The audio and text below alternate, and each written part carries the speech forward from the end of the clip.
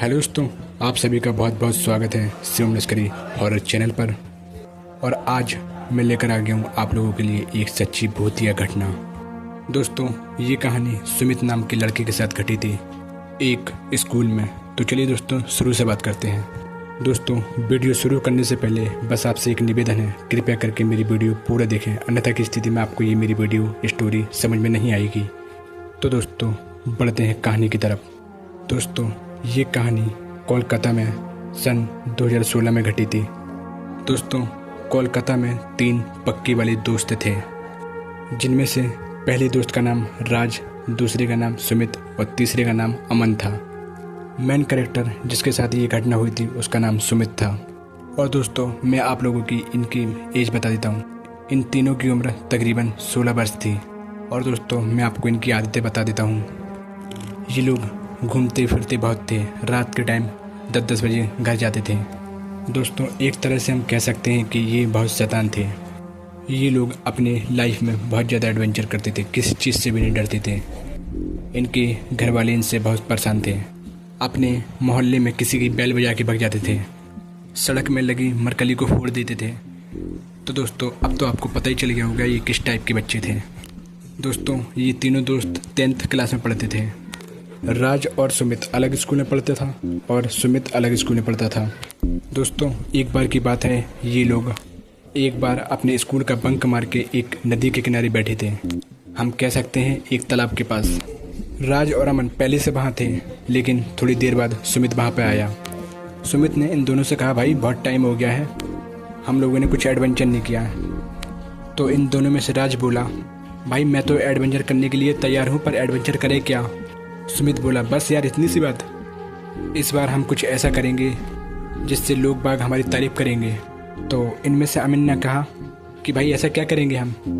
तो फिर सुमित ने बोला, टेंशन मत लो भाई, मेरे पास एक आइडिया है। तो सुमित ने बताया, जिस स्कूल में मैं पढ़ता हूँ तो उस स्कूल का नंबर 13 कमरा हमेशा से बंद रहा है।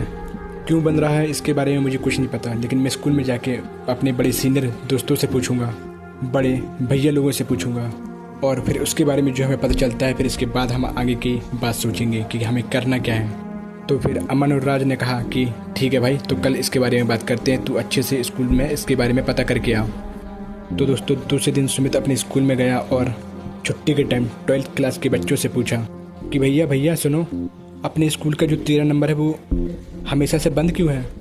तो दोस्तों, सुमित बहुत पूछता है, लेकिन वो लोग इसको कुछ भी नहीं बताते और ये उनके पीछे पीछे जाने लगता है कि भैया भैया बताओ प्लीज़, भैया बताओ प्लीज़। तो उनमें से एक लड़का बोला, जिसका नाम अजय था, वो बोला, मुझे सब पता है इस स्कूल के बारे में, लेकिन मैं तुम्हें बिल्कुल भी नहीं बताऊंगा। तो सुमित ने बोला, क्यों नहीं, आप क्यों नहीं बताएंगे भैया मुझे? तो अजय ने कहा कि तुम अभी छोटे हो। तो सुमित ने बोला कि भैया मैं आपको 50 रुपये दूंगा, आप मुझे इसके बारे में ज़रूर बताइए प्लीज़। तो अजय बोला, अच्छा ठीक है, तो मैं बताऊंगा ज़रूर। अजय ने अब बताना शुरू कर दिया 13 नंबर क्लास के बारे में, कि वो क्यों बंद रहता है कमरा। अजय ने बताया, वो सन 2011 से बंद कर दिया गया था। क्यों बंद कर दिया था? क्योंकि उस टाइम एक लड़का पढ़ा करता था जिसका नाम था मोहित। वो पढ़ाई में बहुत ज़्यादा होशियार था, कह सकते हैं कि टॉपर था अपने स्कूल में, लेकिन कोई उसका दोस्त नहीं था। लोग उससे चिढ़ते थे क्योंकि उसका रंग पूरा काला था, अजीब टाइप दिखता था, लेकिन पढ़ाई में बहुत ज़्यादा होशियार था।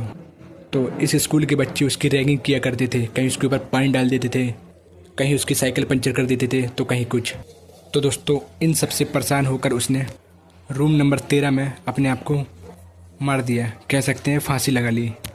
तो टीचर्स का कहना है तो उसकी आत्मा उसी रूम में भटकती है, बच्चों को परेशान करती है, टीचर्स लोगों को परेशान करती है। तो वो कमरा हमेशा के लिए बंद कर दिया गया और उस कमरे में ताला डाल दिया गया। अजय ने पूरी बात सुमित को बताई। तो सुमित ने बोला, थैंक यू भैया ये मुझे बताने के लिए। और वो दौड़ते दौड़ के स्कूल से घर गया, घर पे सीधा बैग रखा और अपने दोस्तों के साथ चला गया। इसने अपने दोस्तों को भी पूरी बात बताई, राज और अमन को। राज और अमन दोनों बोले, भाई ये तो बहुत इंटरेस्टिंग बात है, हम रात के समय तुम्हारे स्कूल चलेंगे रूम नंबर 13 में, लेकिन भाई हम जा कह सकते हैं, उसकी चाबी तो हमारे पास है नहीं। तो सुमित बोला, टेंशन मत लो भाई, मेरे पास एक आइडिया है। सुमित ने कहा, भाई लोग टेंशन मत लो, हम चाबी चुराएंगे। तो दोस्तों, दूसरे दिन सुमित स्कूल गया और स्कूल से आते समय स्कूल से चाबी चुरा लाया। सुमित अपने दोस्तों के पास गया और कहने लगा कि भाई मैं चाबी ले आया। तो इनमें से अमन ने बोला ठीक है भाई, अब हम शाम होने का इंतज़ार करते हैं, यानी रात होने का। रात के अब 10 बज चुके थे। ये तीनों स्कूल की पट्टी नाप कर स्कूल में घुस गए। स्कूल में घना ही अंधेरा था, कुछ दिखाई नहीं दे रहा था, लेकिन फिर भी ये तीनों साथ चलते गए और आखिर तक रूम नंबर 13 तक पहुंच ही जाते हैं और इन्होंने वो कमरा खोल लेते हैं। रूम नंबर 13 खोलने के बाद ये तीनों उस रूम में एंटर होते हैं और देखते हैं कमरा में बहुत ही ज़्यादा अंधेरा है, मकड़ जाले लगे हैं, कुछ दिखाई नहीं दे रहा है। तो इनमें से राज एक टॉर्च लाया था अपने घर से, तो टॉर्च के सहारे से ये रूम में देखते हैं कि क्या हो रहा है। ये तीनों एक एक सीट चेक करते हैं।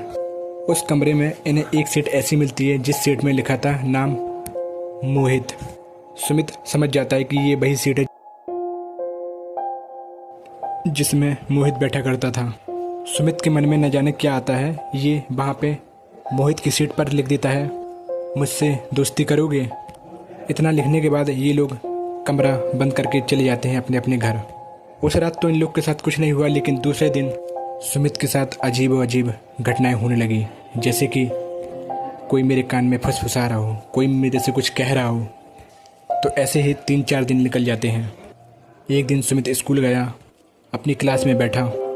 इसको ऐसा महसूस हुआ जैसे कोई मेरे बगल में बैठा हो। इसने जब देखा तो एक काला साया इसके बगल में बैठा था। इसने क्लास में ही चीख मार दी और दौड़कर सीधा अपने घर भाग गया। एक हफ्ते बाद इसके एग्ज़ाम चालू होने वाले थे और इसने पढ़ाई भी कुछ नहीं की थी। एक दिन ये अपने घर में पढ़ाई कर रहा था। इसके सिर में दर्द होने लगता है। पढ़ाई करते करते ये सो जाता है। सोने के बाद रात के 1 बजे इसकी नींद खुलती है। पानी की जब प्यास लगती है, पानी पीने के लिए किचन में जाता है। इसको फिर से वहाँ पे किसी की फुसफुसाने की आवाज़ आती है, जैसे मेरे से कोई कुछ कह रहा हो। ये दौड़कर अपने कमरे में आता है और आकर गेट बंद करता है और चद्दर ओढ़ के सो जाता है। अब इसके एग्ज़ाम शुरू हो जाते हैं। एग्ज़ाम का पहला पेपर जब ये देता है, इसको आंसर नहीं पता होते हैं। ये अपने सिर में हाथ रख के बैठा हुआ था कि फिर अचानक से इसके कान में कुछ फुसफुसाने की आवाज़ आती है। जब ये अपनी साइड देखता है तो एक काला साया और काले साये की आंखों के बीच में सफ़ेद सफ़ेद कुछ चमकदार चीज़ें थी। साया एक बच्चे के आकार का था और ये वहीं पर बेहोश हो गया। जब इसकी आँख खुली तो ये हॉस्पिटल में था। इसकी माँ और पापा ने पूछा कि भाई तुझे क्या हुआ, तू स्कूल में एग्ज़ाम देते समय बेहोश क्यों हो गया था। तो इसने पूरी बात अपनी मम्मी पापा को बता दी। पापा ने इसको बहुत डांट लगाई और कहा कि ये सब करने की क्या ज़रूरत थी तुझे, तो मानते हैं तू पहले से शैतान था, लेकिन इतना गिर जाएगा हमें नहीं पता था।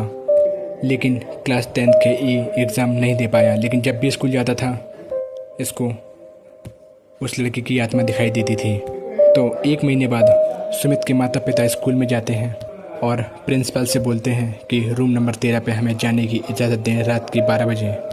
लेकिन प्रिंसिपल साहब मना कर देती हैं, कहती हैं कि हमारे स्कूल में ये सब उल्टी सीधी चीज़ें नहीं चलेंगी, इससे हमारे स्कूल का नाम खराब होगा। लेकिन सुमित के माता पिता बहुत ज़्यादा रिक्वेस्ट करते हैं, कहते हैं मैम आप बिल्कुल भी टेंशन मत लीजिए, ये हमारी जिम्मेदारी है, आपके स्कूल का नाम बिल्कुल भी ख़राब नहीं होगा। तो प्रिंसिपल मैम इनको इजाज़त दे देती हैं। तो सुमित के माता पिता अपने साथ एक बाबा जी को भी अपने साथ ले जाते हैं उसी रूम नंबर 13 में।